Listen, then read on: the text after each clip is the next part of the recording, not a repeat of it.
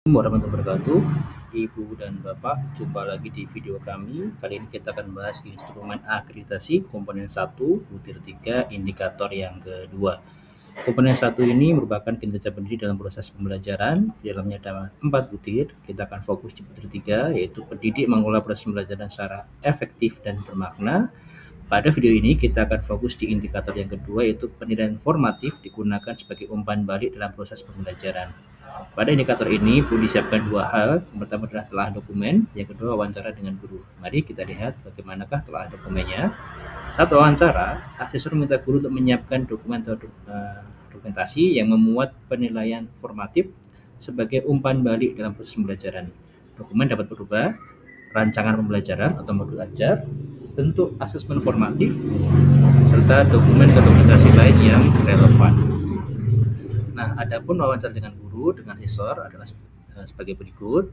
Pertanyaannya adalah, bagaimana Ibu Bapak menentukan kapan dilakukan asesmen formatif? Bisa dijawab, saya menentukan asesmen formatif dilakukan pada titik-titik penting dalam proses pembelajaran, seperti di awal untuk mengetahui kesiapan murid, saat proses berlangsung untuk memantau pemahaman, dan di akhir sebagai refleksi sebelum melanjutkan materi berikutnya. Apakah asesmen formatif ini dilakukan secara berkala?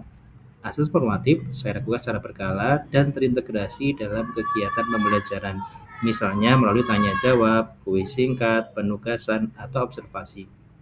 Hasil asesmen tersebut langsung saya gunakan untuk menyesuaikan strategi pembelajaran, memberikan penguatan, atau melakukan diferensiasi sesuai kebutuhan murid.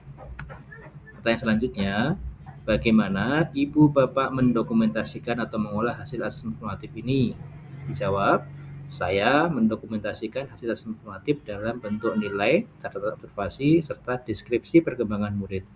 Data tersebut saya rekap secara sederhana, lalu saya analisis untuk melihat tingkat pemahaman dan kesulitan belajar murid. Nah, pastikan saat menjawab ini, Ibu Bapak menunjukkan contoh dokumentasi hasil asesmen formatifnya. Selanjutnya, selain nilai, apakah ada catatan observasi, komentar, atau deskripsi kemampuan murid? Ya, saya juga membuat catatan kualitatif seperti hasil observasi, komentar, dan deskripsi kemampuan murid, sehingga saya mendapatkan gambaran lebih utuh jika tidak hanya angka. Nah, ini juga disiapkan dokumentasinya. Selanjutnya, apakah Ibu Bapak pernah mengubah strategi mengajar setelah melihat hasil asesmen?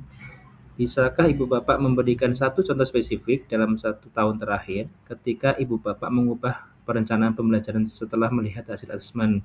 Ya, saya pernah mengubah strategi. Contohnya, saat banyak murid belum memahami materi pecahan, saya mengganti metode dari menjelaskan biasa menjadi menggunakan media konkret dan kerja kelompok agar lebih mudah dipahami.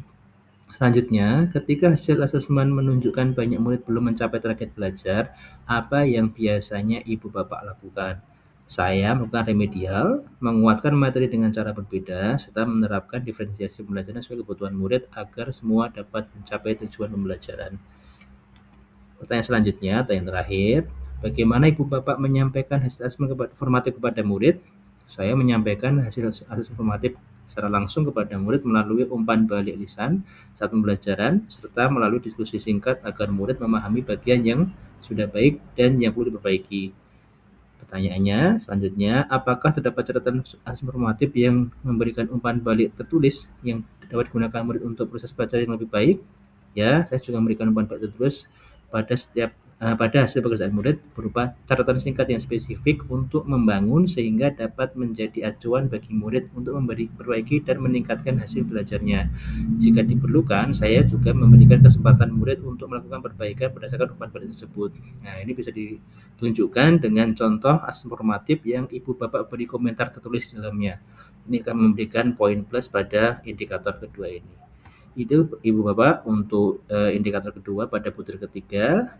Nah, untuk selanjutnya kita lihat pada video-video selanjutnya. Terima kasih. Assalamualaikum warahmatullahi wabarakatuh.